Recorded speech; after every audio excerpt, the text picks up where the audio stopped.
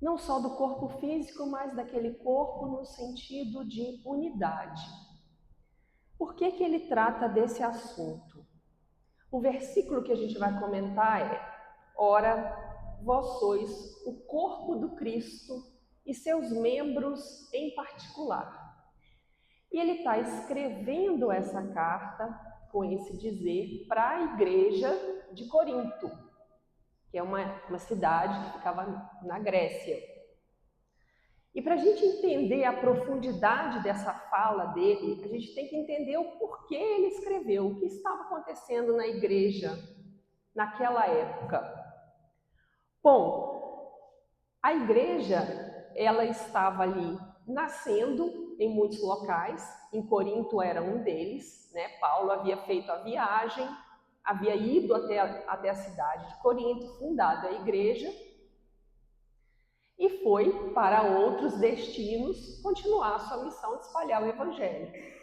E ali foram surgindo outros pregadores, foi tendo a visita dos próprios apóstolos do Cristo, e começou a haver uma divisão dentro daquela comunidade cristã.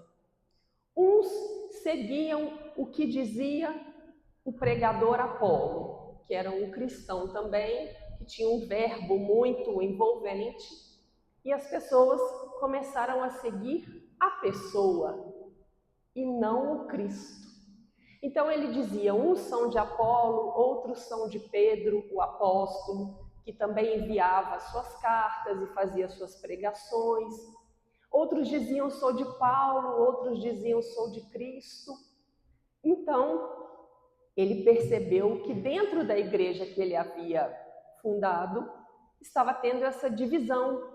As pessoas não seguiam o que o Cristo ensinou. As pessoas seguiam o que outras pessoas estavam falando. Elas começaram a endeusar o orador. E houve também, como consequência dessa divisão, uma valorização daqueles que possuíam dons especiais. Naquela igreja de Corinto, devido à unidade que existia ali no início, muitos trabalhadores ali, muitos frequentadores desenvolveram mediunidade.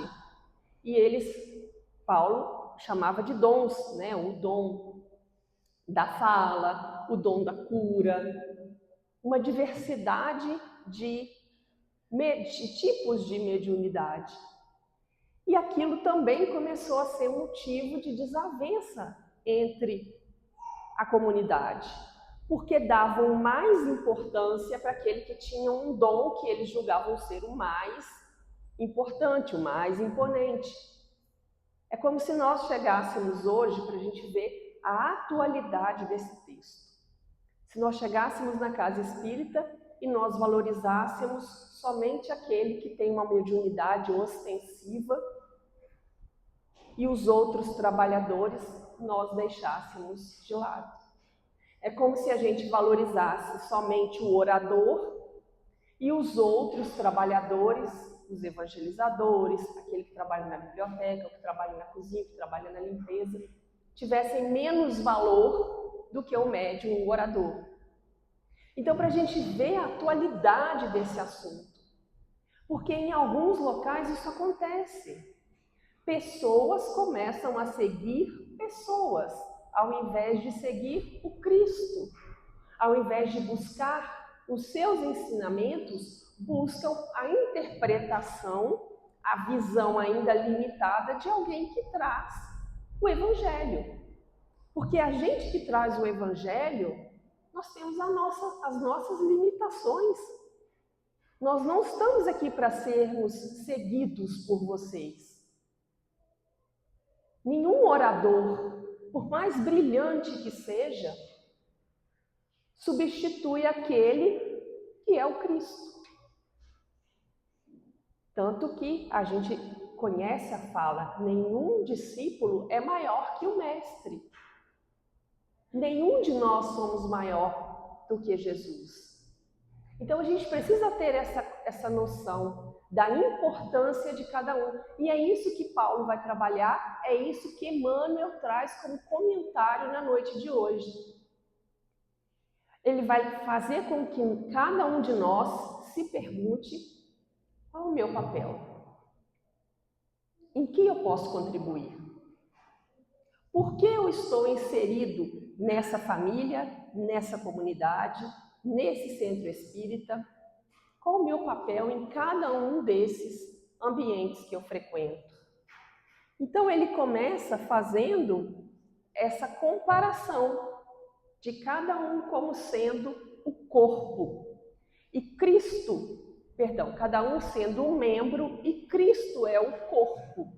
E ele vai falar isso na sua eclesia, que a gente traduziu como igreja. Mas o significado da palavra é muito mais profundo, porque essa eclesia que Paulo, a qual ele destina a sua carta, ela quer dizer assembleia dos chamados. Então, nós podemos dizer aqui que nós somos uma eclesia, uma igreja no sentido original da palavra. Porque a gente se acostumou a pensar em igreja como hierarquia, rituais, sacramentos. E o significado original é assembleia de chamados. E todos nós que estamos aqui hoje fomos chamados. Por algum motivo. Porque nós temos algo para oferecer. Então Paulo vai destacar isso. O corpo é um, mas tem muitos membros. E cada parte precisa executar a sua função da melhor forma possível, para que haja harmonia no todo. Então ele parte do óbvio, da unidade do corpo, e ele vai trazendo esse ensinamento, assim como Jesus fazia, contando parábolas. Paulo usa uma metáfora para ensinar para aquela igreja qual a importância de cada um e qual a importância da unidade. Tanto que os versículos anteriores desse que a gente está comentando na noite de hoje, ele fala assim: o pé não pode dizer que não é do corpo, porque ele não é mão. Da mesma forma, a orelha não pode dizer que não faz parte do corpo, porque ela não é olho. Se o corpo inteiro fosse olho, não haveria audição. Se o corpo todo fosse ouvido, não haveria olfato. Então ele destaca a importância de cada um. E mais, a importância de cada um exercer bem o seu papel. Porque nós somos como células em um organismo. O Emmanuel faz essa comparação também. A sociedade é como um grande organismo. E uma célula doente é capaz de adoecer todo o organismo. Então, uma pessoa que está desequilibrada, que está agindo no mal, ela é capaz de desequilibrar a sua família, agindo às vezes com violência, agindo com imprudência, impaciência. E isso vai se expandindo, porque ela chega no momento que ela pode atacar os vizinhos, dependendo do tipo de desequilíbrio, ela está roubando, ela rouba o vizinho, ela rouba o outro. E aquilo ali vai se expandindo, contaminando a sociedade. Então é como um organismo. Uma única célula que não funciona corretamente, se ela se multiplica, ela afeta o órgão, esse órgão para de funcionar, ele tem as suas atividades ali mal desenvolvidas, e aí ele afeta um outro órgão, e quando a gente vê, o corpo inteiro está doente, e há um desencarne. Então isso é a importância da gente saber o nosso lugar e o nosso papel. E Paulo, no versículo 18 dessa sua carta aos Coríntios, ele fala: mas agora Deus colocou os membros no corpo, cada um deles como quis. Deus colocou cada membro no corpo como quis. Não foi por acaso. Nós não estamos aqui jogados ao acaso. Isso não foi um acidente, é um projeto divino.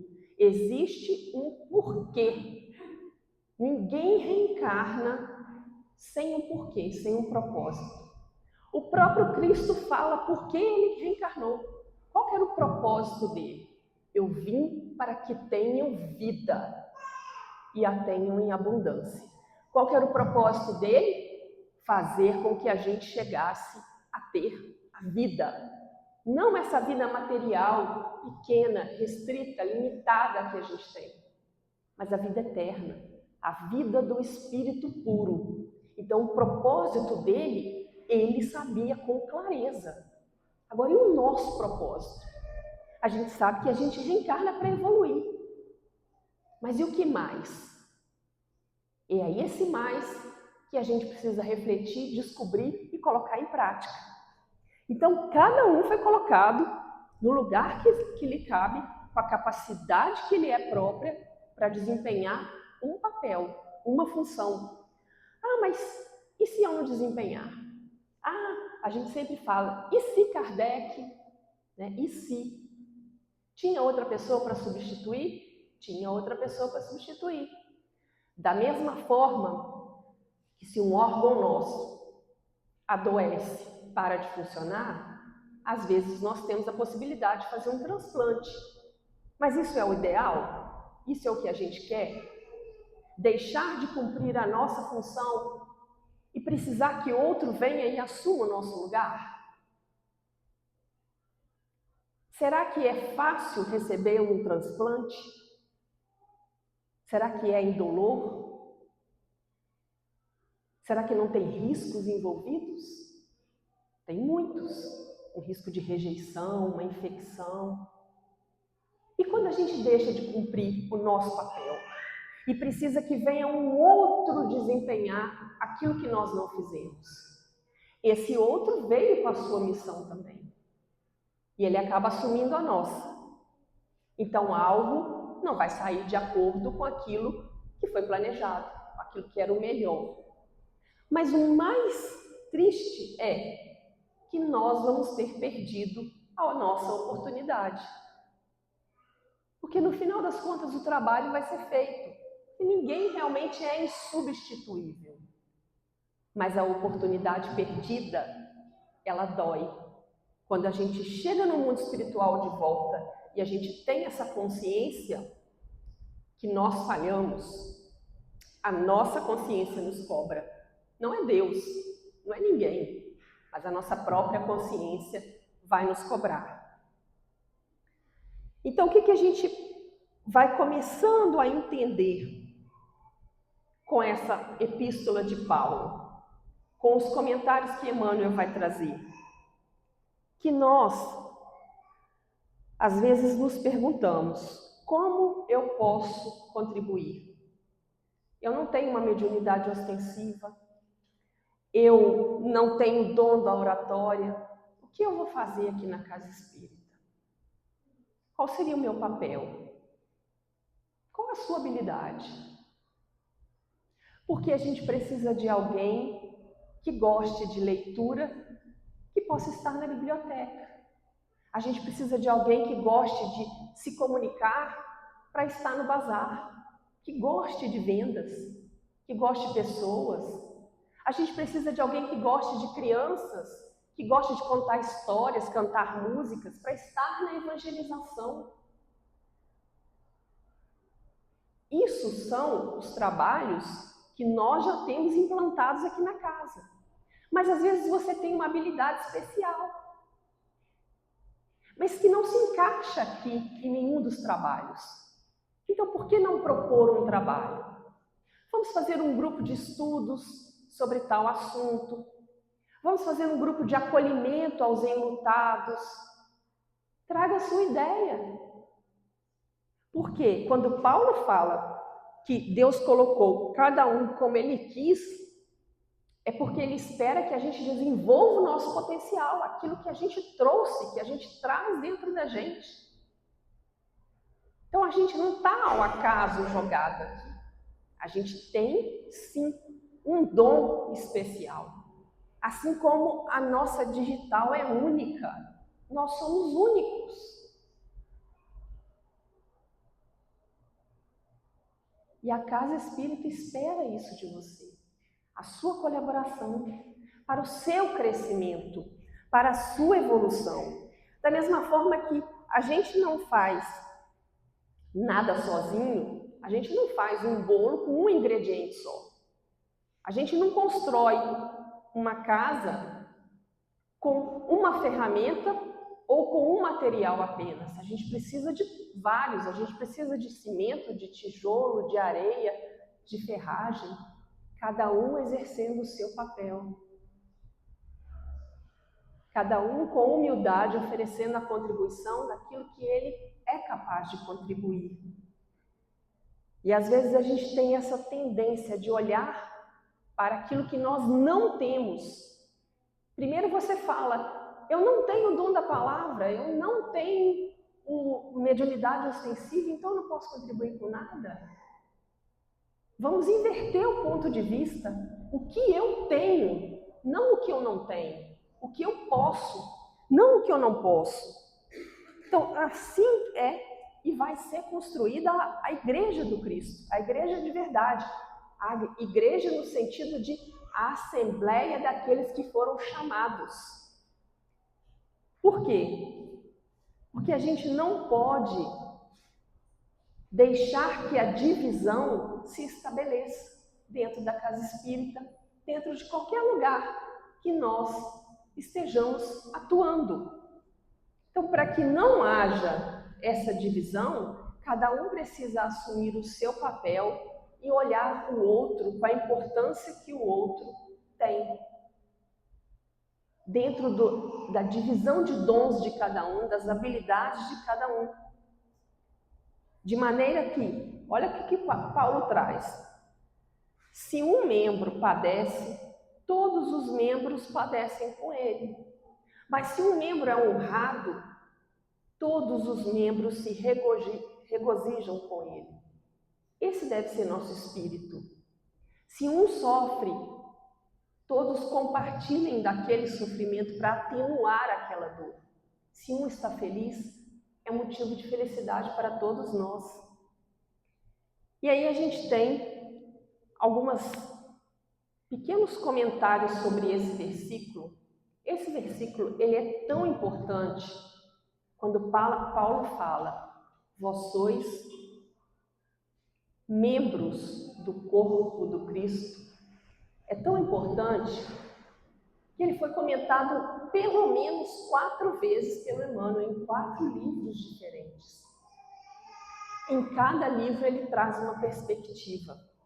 E a gente vai passar rapidamente por cada um deles agora, para a gente ver como é abrangente essa fala e como ela é atual.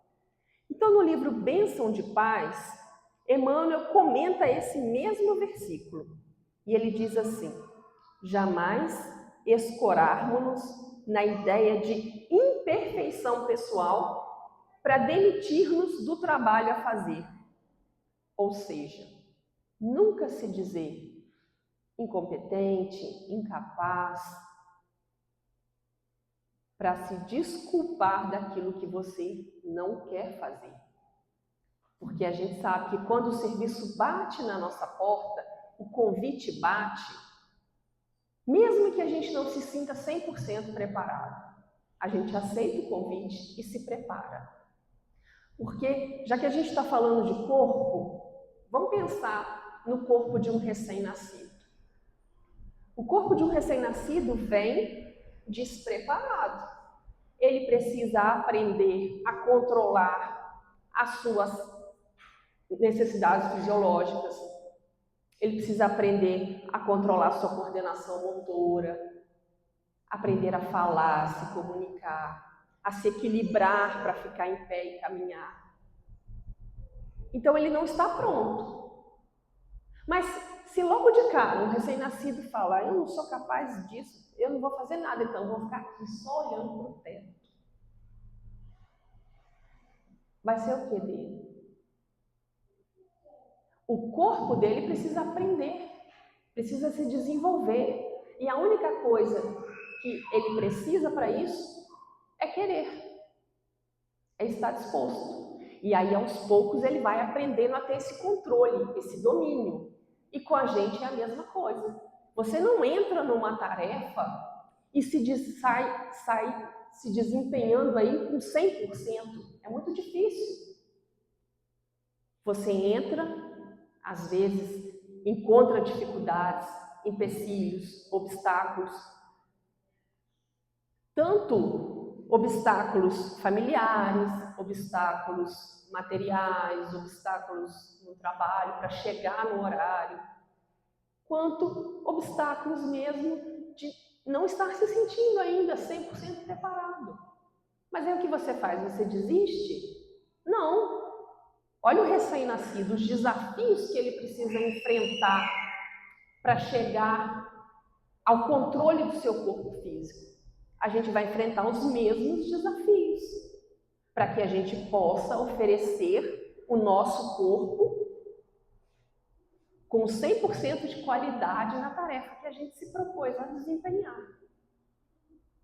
É uma questão de vontade, de dedicação, de um pouco de esforço, de suor e lágrimas, né? A gente vê o próprio Chico Xavier, quando começou na sua tarefa, com o Divaldo foi a mesma coisa, psicografou centenas de páginas, todos dois.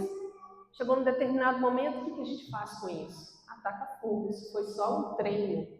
Então já nasceu pronto? Não. E porque não tinha ainda confiança, ia desistir do trabalho? Ia deixar para que viesse um próximo que se sentisse apto a fazer? Não, vamos fazer o trabalho e vamos nos esforçar para que ele saia da melhor maneira possível. Então, esse é um ponto de vista que Emmanuel desenvolve no livro Bênção de Paz. Nós não fomos chamados às construções de espiritualidade para desempenhar a mera função de espectadores. Então, se a gente está na casa espírita há 1, 2, 3 anos, só vindo assistir as palestras, tá ótimo, tá vindo. Mas a gente não pode fazer um pouquinho mais? Estudar, se preparar, auxiliar. Então vamos pensar nisso. A gente não veio para ser só espectador. Não sou eu que estou falando, Emmanuel que fala. Outro aspecto que ele traz, esse está no livro Ceifa de Luz, no capítulo 33, que é o que a gente está estudando todas as segundas-feiras. Ele diz assim: a pretexto de atingir a virtude, não menosprezes o corpo que te auxilia a conquistá-la. O veículo orgânico para o espírito reencarnado é uma máquina preciosa, capaz de ofertar-lhes às mãos de operário a vida imperecível, o rendimento da evolução. Então ele vai trazer para a gente a importância de nós cuidarmos do nosso corpo como ferramenta de trabalho. Por quê? Porque não adianta a gente privar o nosso corpo de certas coisas ou a gente agir maltratando o nosso corpo na esperança de atingirmos uma espiritualidade que a gente ainda não tem. Mas também a gente não pode entregar o nosso espírito à luz, à direção de Jesus e proporcionar ao nosso corpo todos os desregramentos possíveis. Então ele traz 2 aspectos importantes. Esse, no Ceifa de Luz, não devemos desprezar o nosso corpo físico, porque nós somos membros do corpo do Cristo. Então cuide do seu corpo como sendo membro do corpo do Cristo, aquilo que precisa do maior zelo, do maior carinho. E aí parece que é até um complemento, porque no livro Vinha de Luz, ele traz um outro aspecto interessante também. Ele vai dizer assim: não é admissível que alguém entregue o espírito à direção do Cristo e a veste corporal, né, o nosso corpo físico, aos adversários da luz divina. Olha que interessante. A gente não consegue viver espiritualmente em um clima de evolução enquanto o nosso corpo tem uma vida toda desregrada em nenhum aspecto, seja alimentação, seja com relação a vícios, seja com relação a uma vida desregrada em todos os sentidos, até mesmo ao uso da palavra, do pensamento. Para que a gente consiga direcionar o nosso espírito para que ele esteja no caminho da luz, o nosso corpo tem que ter também um mínimo de direcionamento, de regramento. Então a gente não pode se permitir tudo ao nosso corpo. Dizer assim, segunda-feira é meu dia de ir à casa espírita, mas sábado e domingo é todo meu.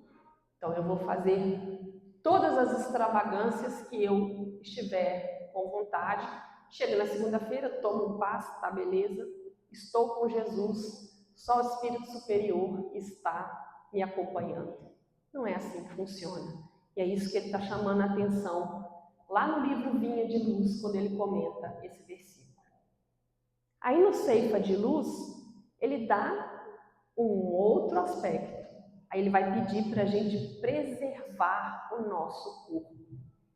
Como se fossem os trabalhadores, ele fala, a afeição do trabalhador responsável e consciente, que protege o instrumento de serviço que a vida lhe confiou.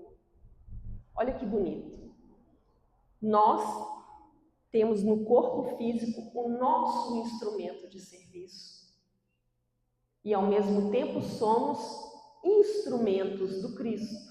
Somos membros do seu corpo. Então a gente precisa oferecer essas condições para que, através de nós, ele atue aqui no planeta, no corpo físico, no plano físico. Então a gente precisa ter essa responsabilidade. Não é agir com vaidade. Isso ele chama atenção no texto. Não é agir com vaidade com o seu corpo, mas é agir com responsabilidade. Fazer boas escolhas daquilo que a gente assiste na televisão, na internet, aquilo que a gente consome de alimento, de notícias, aquilo que a gente pensa, a forma como a gente vibra.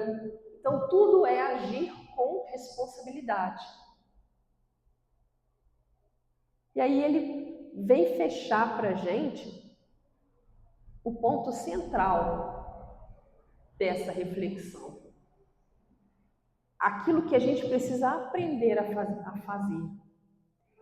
Ele diz assim, Emmanuel, sentindo, pensando, falando e agindo nessa ou naquela ocorrência, é indispensável compreender que é preciso sentir, pensar, falar e agir como se o mestre estivesse sentindo, pensando, agindo, falando. Como se ele estivesse fazendo isso em nós e por nós. E aí ele mesmo levanta uma pergunta. Mas isso aí não seria presunção da nossa parte? Tentar agir, pensar, falar, fazer como Jesus? Ele mesmo levanta a questão e ele mesmo vem responder. Apesar das nossas imperfeições, que são evidentes, é preciso começar a viver no Senhor para que o Senhor viva onde nos cabe viver. Uma pretensão desse tipo é válida, porque ela nos leva à evolução, à mudança, à vigilância. Peraí, se Jesus estivesse aqui, o que ele estaria fazendo? O que ele responderia nessa situação? Qual seria a sua reação? E a gente começa a se policiar um pouco mais. Olha, se eu não consigo fazer, então pelo menos eu vou me calar, eu vou aturar aqui essa ofensa, eu vou guardar para mim, não vou revidar. Aos pouquinhos a gente consegue ir se aproximando da conduta dele. Mas é importante a gente fazer essa pergunta para a gente. Se ele estivesse aqui no meu lugar, o que ele faria? E aí, quando a gente chega no final desse capítulo, Paulo faz para a gente um apelo. Ele diz assim: portanto, procurai com zelo os melhores dons, e eu vos mostrarei um caminho que é ainda mais excelente. Então ele faz a carta aos Coríntios, no capítulo 12, ele vai chamar atenção para a importância de cada dom individual, de cada tipo de mediunidade ou não. Ele vai chamar a atenção para a necessidade da unidade desse corpo, dessa assembleia de escolhidos, né, de chamados ali, que somos nós, membros do Cristo. E ele chama atenção por último nesse. E aí ele vai introduzir no próximo capítulo aquela fala que é uma das mais conhecidas de Paulo.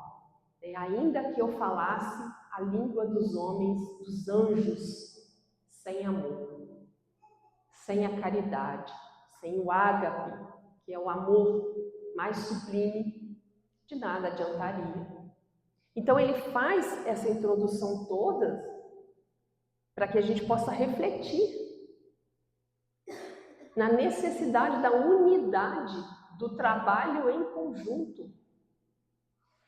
E aí ele finaliza, né? Ele traz para a gente essa que é uma das passagens mais belas, essa exaltação ao sentimento, ao amor. Então, não é qualquer ensinamento que a gente está trazendo na noite de hoje. É um dos mais comentados, é um dos mais bonitos de Paulo. E a gente escolheu esses 4 livros. A gente comentou sobre o Vinha de Luz, o Ceifa de Luz, o Bênção de Paz, o Palavras de Vida Eterna, para a gente ver como que um simples versículo dá para a gente, abre todo esse leque de ensinamentos. Como a gente precisa ainda parar e meditar sobre os ensinos de Jesus. O que a gente às vezes erra é que muitos, como Emmanuel comenta para a gente também, muitos chegam nos locais, dentro do centro espírita também, querendo cargos. E eu achei interessante o trocadilho que ele faz. Muitos querem cargos e poucos querem encargos. É interessante, porque o cargo é só uma posição.